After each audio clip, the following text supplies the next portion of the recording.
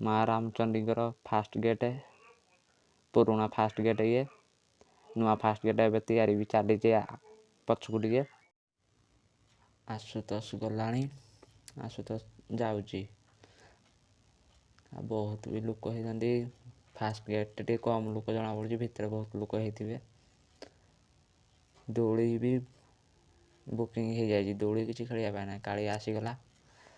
कालिया खाली तो पुची हो दिन राति बेसी धूली लगुच रामचंडी गढ़े दौड़ी छोट छुआ सब बुकिंग हो सारे दौड़ी किसी भी ना छोट छुआ सब गुड़िक बेलून धरिकी बुलूँ जदि बेलून टी फाटिज माँ बापा बड़ हैरान पड़े पुणी गोटे बेलून किण दियो चली छोट छुआ भी बुलूँ बहुत खुशी बेलून गोटे पाई कौन लिखाई श्री श्री शनिचरा नम नवग्रह मंदिर नाधरा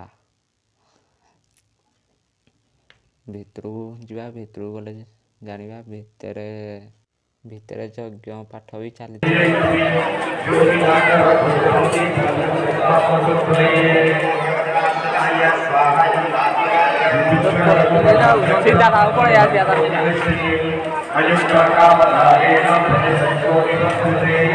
रामचंद्र लिखा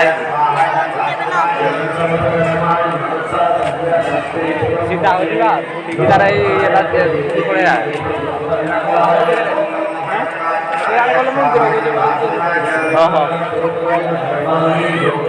मंदिर गले कि चप्पल पुणी रखा पड़ो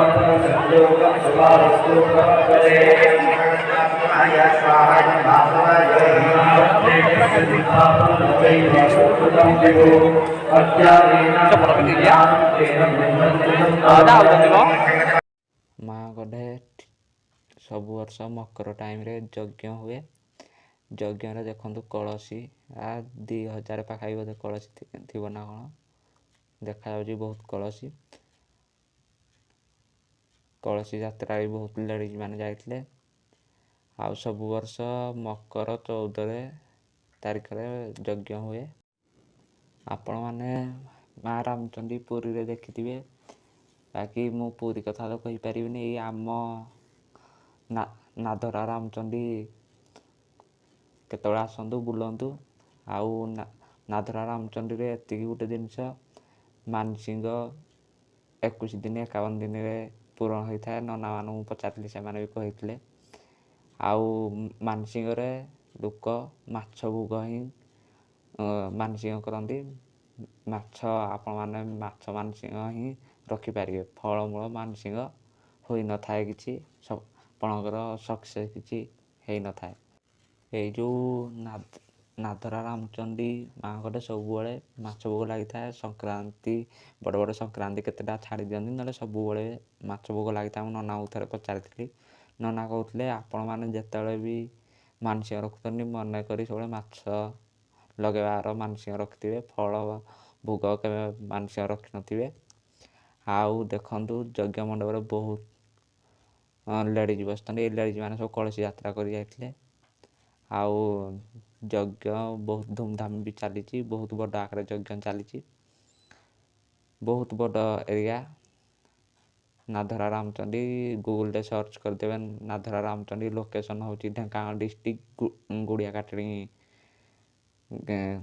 आड्रेस हूँ गुड़ियाकाटणी गुड़िया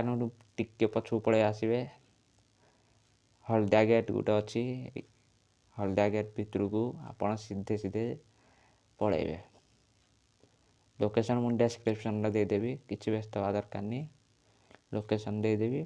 ता सहित आपण मैंने निहाती थर आसतु जो मैंने ब्लॉगिंग करते केवे भी बेसी ब्लॉगर मैंने अलग अलग मंदिर करते ये मंदिर के ब्लॉग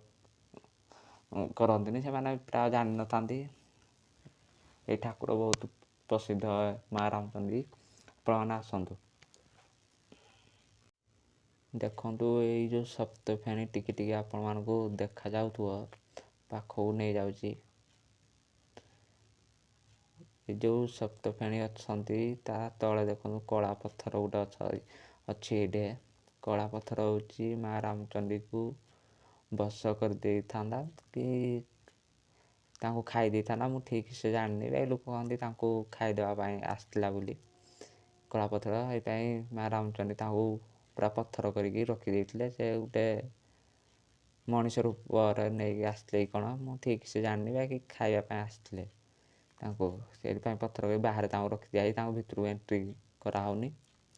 ଆଉ ଆଜି ଲୋକ ଭିଡ଼ ପାଇଁ ବାହାରେ ସବୁ ଲୋକ ଦୀପ ଧୂପ ଲଗାଉଛନ୍ତି, ଭିତରକୁ ଏଣ୍ଟ୍ରି ନାହିଁ। ନା ମୁଁ ଯେତେବେଳେ ଫାଙ୍କା ଟାଇମ୍ରେ ଆସେ ଭିତରକୁ ଯାଏ। ଯଦି ଆପଣଙ୍କୁ ଆମ ଭିଡ଼ିଓ ଭଲ ଲାଗିଥାଏ, ଭିଡ଼ିଓକୁ ସେୟାର, ଲାଇକ୍, ସବସ୍କ୍ରାଇବ୍ କରନ୍ତୁ।